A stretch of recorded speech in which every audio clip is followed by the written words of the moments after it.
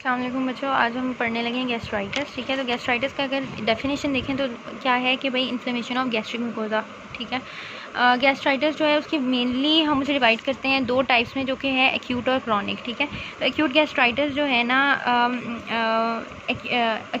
Gastritis in which the symptoms have rapid onset. ठीक है, तो हमें पता है एक्यूट कोई भी चीज़ ऑनसेट में तभी होती है जब रैपिडली अकरिंग हो। ठीक है, और क्रॉनिक में हम आ जाते हैं, तो क्रॉनिक को हमने फर्दर सब डिवाइड किया हुआ है टाइप ए और टाइप बी में। ठीक है, टाइप ए जो है ना वो बेसिकली देखने में मिलता है हमें 10% पॉपुलेशन में, टाइप बी है 90% पॉपुलेशन में। ठीक है, इसमें क्या है कि fundus of stomach is affected, और जो कॉजेज़ है ना इसके बेसिकली क्या है, परनीशियस एनीमिया है, जिसमें parietal cell damage by auto antibodies हो जाता है। ठीक है, तो ये हमें पता है परनीशियस एनीमिया में क्या पैथोलॉजी होती है कि भाई जो अपने ही जो बॉडी के सेल्स हैं उनके अगेंस्ट एंटीबॉडीज़ बन जाती हैं, जिसकी वजह से पेराइटल सेल डैमेज हो जाता है। ठीक है, और पेराइटल सेल्स के बारे में हमें बहुत अच्छी तरह पता है कि पेराइटल सेल्स जो हैं वो क्या कर रहे होते हैं, वो ना सिर्फ HCl प्रोड्यूस करवा रहे होते हैं, बल्कि वो इंट्रिंसिक फैक्टर भी बना रहे होते हैं, जिसकी वजह से B12 विटामिन B12 की जो है वो एब्जॉर्प्शन हो रही होती है। ठीक है, तो विटामिन B12 की एब्जॉर्प्शन अफेक्ट हो जाएगी, जिसकी वजह से फिर हमें पता है कि एनीमिया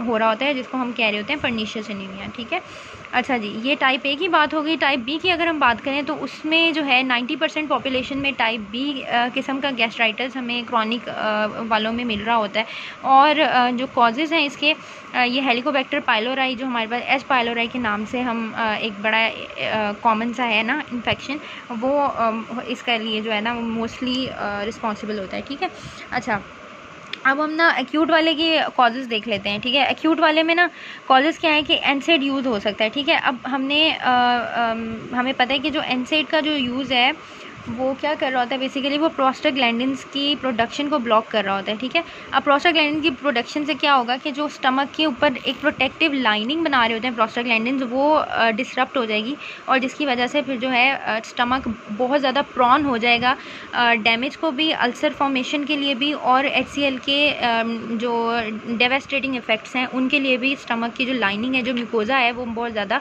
प्रॉन हो जाएगी। ठीक है, अच्छा तो एक तो हमारे पास एनसेड यूज़ आ गया, दूसरा हमारे पास आ जाता है अल्कोहल यूज़। ठीक है, जो क्रॉनिक अल्कोहलिक्स होते हैं उनके अंदर भी जो है ना, या एक्सेसिव अल्कोहल यूज़ जो है वो गैस्ट्राइटिस, एक्यूट गैस्ट्राइटिस का कॉज बन सकता है। ठीक है, और फिर हमारे पास जो है एच पाइलोरी जो है वो भी हमारे पास एक्यूट गैस्ट्राइटिस कर सकता है। अब एच पाइलोरी जो है वो दोनों किस्म के गैस्ट्राइटिस में रोल प्ले कर रहा है। क्रॉनिक में भी हमने पढ़ा, टाइप बी वाले में भी एच पाइलोरी का रोल है, और एक्यूट में भी जो है वो ये पेश रहता है। अच्छा, उसके बाद नंबर 4 पे हमारे पास आ जाते हैं वेयर स्ट्रेसफुल सिचुएशन। ठीक है, अब हमने अक्सर ये बात हमें देखने में मिलती है कि जो IBS की कंडीशन होती है, या फिर जो मतलब वेयर स्ट्रेसफुल कंडीशन होती है, जैसे एंग्जाइटी के जो पेशेंट्स होते हैं उनमें अक्सर देखने में मिल रहा होता है कि उनका जो है ना स्टमक अपसेट रहता है। तो इसका एक बड़ा रोल है, स्ट्रेस का बहुत रोल है गैस्ट्राइटिस में। ठीक है, एग्जांपल क्या हो जाता है, ट्रॉमेटिक ब्रेन इंजरी में भी ऐसा हो जाता है। ठीक है, बर्न या सर्जरी, ये हमारे थोड़े फिजिकल स्ट्रेस फैक्टर्स आ जाते हैं। ठीक है, जिनके अंदर गैस्ट्राइटिस जो है उसका होने का चांस जो है वो नॉर्मल से कहीं ज़्यादा बढ़ जाता है। अच्छा, अब क्लिनिकल फीचर्स की बात कर लेते हैं। तो सबसे पहला हमारे पास है एपिगैस्ट्रिक पेन। ठीक है, कोई इसके अंदर कन्फ्यूजन वाली बात यही है कि एपिगैस्ट्रिक पेन तो पेशेंट मतलब मोस्ट कॉमनली इसी के साथ प्रेजेंट करते हैं। ठीक है, सेकंड हमारे पास है नाउजिया वॉमिटिंग। ऑब्वियसली स्टमक के अंदर मसला हो रहा है, नाउजिया वॉमिटिंग एक प्रेजेंटिंग कंप्लेंट होगा।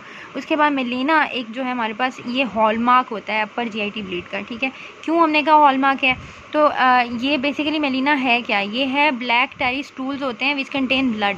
ठीक है, तो ये अपर GIT ब्लीड का हॉलमार्क है फ्रॉम द माउथ और ड्यूडोजोजनल जंक्शन। तो ये जो है हमारे पास एक बड़ा कैरेक्टरिस्टिक फीचर है गैस्ट्राइटिस का। ठीक है, अगर ये ऐसा मसला हो रहा है, इसका मतलब कि हमारे पास अपर GIT ब्लीडिंग जो है वो पेशेंट के अंदर हो रही है। ठीक है, डायग्नोसिस में अगर देखें तो सबसे पहला डायग्नोसिस हमारे पास क्लिनिकल आ जाता है, हम उसकी साइन सिम्टम्स और मेलिना अगर है उससे, और बाकी जो भी प्रेजेंटेशंस उसकी होंगी, कंप्लेंट्स होंगी, उसके बेस पे हम डायग्नोसिस बनाते हैं मोस्टली। फिर हम एंटीपेराइटल सेल एंटीबॉडीज़ देखते हैं, जो कि हमने कहा कि अगर परनीशियस एनीमिया तो नहीं है, क्रॉनिक वाले में हमने पढ़ा परनीशियस एनीमिया हो सकता है। ठीक है, तो वो चीज़ हम रूल आउट करेंगे, ठीक है। एच पाइलोरी टेस्ट हम देखते हैं। एच पाइलोरी टेस्ट करने के हमारे पास जो है ना 3 तरीके होते हैं। स्टूल टेस्ट होता है, हमारे पास सीरोलॉजी होती है यानी ब्लड टेस्ट हम चेक कर लेते हैं एच पाइलोरी की प्रेजेंस, और यूरिया ब्लड टेस्ट होता है, जिसमें से सबसे जो ज़्यादा अगर आप देखें ना कि सेंसिटिविटी अगर किसी टेस्ट की और स्पेसिफिसिटी, तो वो यूरिया ब्लड टेस्ट की है, ठीक है।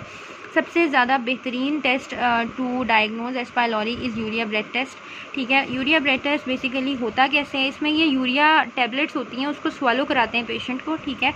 और एच पाइलोरी जो है वो एक एंजाइम प्रोड्यूस करता है विच इज़ यूरेज एंजाइम होता है, ठीक है।